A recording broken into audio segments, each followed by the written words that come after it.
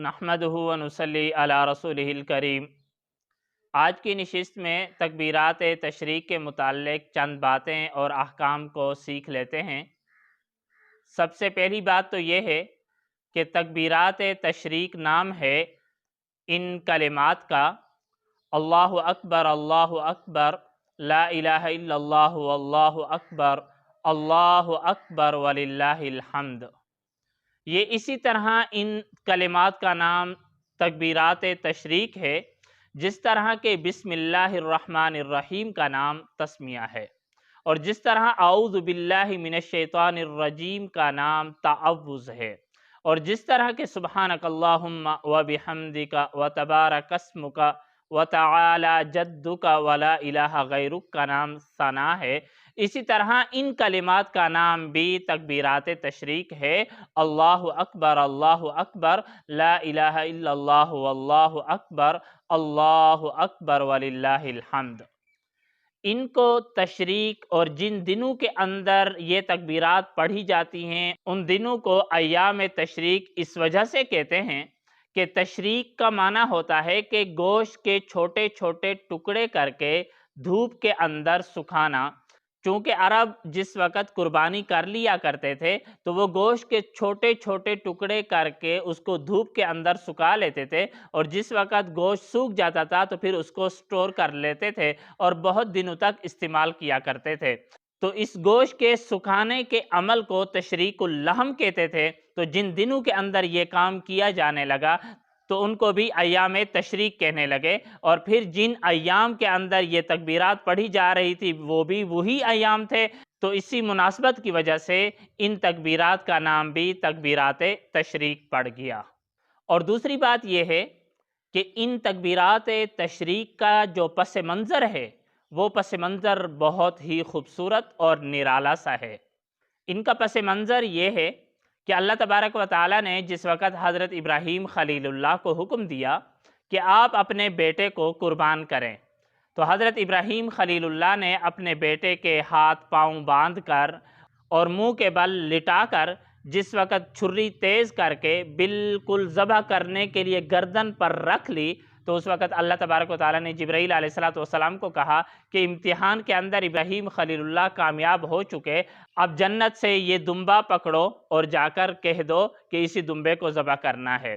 جو ہی حضرت جبرائیل علیہ السلام روانہ ہوئے اور اس کو ڈر ہوا کہ کہیں میرے پہنچنے سے پہلے حضرت ابراہیم خلیل اللہ ایسا نہ ہو کہ حضرت اسماعیل علیہ السلام کو ذبح کر دیں، تو جو ہی وہ آسمان دنیا پر آئے تو جلدی سے انہوں نے پڑھا اللہ اکبر اللہ اکبر۔ حضرت ابراہیم خلیل اللہ نے جب یہ اونچی آواز سنی تو ذبح کرنے سے پہلے یوں اوپر دیکھا تو کیا دیکھتے ہیں کہ جبرائیل علیہ السلام آ رہے ہیں اور ساتھ میں قربانی بھی لا رہے ہیں۔ تو حضرت ابراہیم خلیل اللہ نے پڑھا لا الہ الا اللہ واللہ اکبر، اور جب بیٹے نے دیکھا کہ بھئی مجھے ذبح بھی نہیں کیا جا رہا اور اوپر سے بھی آواز آ چکی اور میرے ابو نے بھی یہ کلمات ادا کر لیے، تو آنکھوں سے جب پٹی کھولی گئی اور جب یہ پورا منظر دیکھ لیا کہ جبرائیل علیہ السلام بھی آ چکے ہیں اور قربانی بھی آ چکی ہے اور میں اور میرے ابا بھی امتحان کے اندر کامیاب ہو چکے ہیں، تو انہوں نے پڑھا اللہ اکبر وللہ الحمد۔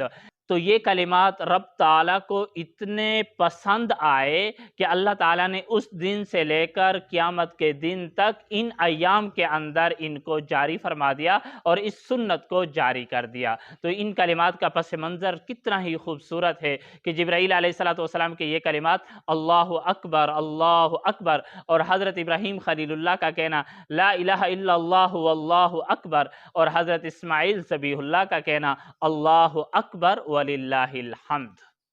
اور ان تکبیرات تشریق کا حکم یہ ہے کہ چاہے مرد ہو یا عورت، 9ویں ذی الحجہ کی صبح سے لے کر 13ویں ذی الحجہ کی عصر کی نماز تک ہر فرض نماز کے بعد ایک مرتبہ مرد حضرات بلند آواز سے یہ تکبیرات کہیں گے، اور یہ کہنا واجب ہے، اور عورتوں کے اوپر بھی یہ کہنا واجب ہے لیکن وہ آہستہ آواز سے پڑھیں گی۔ پھر یہ تکبیرات تشریق کہنا، چاہے وہ جماعت کی نماز کے ساتھ ہو یا کوئی شخص اکیلے میں پڑھ رہا ہو، یہ تکبیرات تشریق ایک مرتبہ بلند آواز سے مردوں کے لیے کہنا واجب ہے اور عورتوں کے لیے آہستہ آواز سے کہنا واجب ہے۔ اور اگر کوئی شخص ایک مرتبہ سے زیادہ مرتبہ کہنا چاہے، یہ اللہ تبارک و تعالیٰ کا ذکر ہے، جتنی زیادہ مرتبہ کہتا رہے گا اللہ تبارک و تعالیٰ اس پر اجر دیتے رہیں گے، لیکن ایک مرتبہ کہنا یہ ہر مسلمان مرد اور عورت پر فرض ہے، لیکن مرد کے ذمہ بلند آواز سے کہنا واجب ہے اور عورت کے ذمہ آہستہ آواز سے کہنا واجب ہے۔ اور یہاں پر یہ مسئلہ بھی سمجھ لیں کہ جوں ہی سلام پھیریں گے تو سب سے پہلے یہی کلمات کہنا واجب ہے۔ اگر کسی شخص نے سلام پھیرنے کے بعد کوئی کلام کر لیا، کوئی بات کر لی، تو اب یہ تکبیرات تشریق فوت ہو گئی اور ان کی قضا نہیں ہے اور اس کے ذمہ استغفار کرنا لازم ہے۔ اور پھر ساتھ میں یہ مسئلہ بھی سمجھ لیں کہ جس طرح تکبیرات تشریق مقیم پر لازم ہیں، اسی طرح تکبیرات تشریق مسافر پر بھی لازم ہیں۔ اور اگر کسی شخص سے ان ایام تشریق کے اندر کوئی نماز فوت ہو جاتی ہے، اب جب بھی وہ نماز چاہے وہ ان ایام تشریق کے اندر دوبارہ قضا کرے یا اسی سال کے کسی بھی دن کے اندر اس نماز کی قضا کرے گا، تو جس وقت قضا کر لے گا جو ہی سلام پھیرے گا، چاہے وہ ایام تشریق کے دن ہوں یا نہ ہوں، چونکہ نماز وہی ایام تشریق والے دنوں کی ہے، تو سلام پھیرنے کے بعد بلند آواز سے ایک مرتبہ تکبیرات تشریق کہنا پھر بھی واجب ہوگا۔ اللہ تبارک و تعالیٰ سے دعا ہے کہ اللہ تعالیٰ ان مسائل کو صحیح طریقے سے سمجھنے کی اور پھر ہم سب کو اس پر عمل کرنے کی توفیق نصیب فرمائے۔ تبارك الذي نزل الفرقان على عبده ليكون للعالمين نذيرا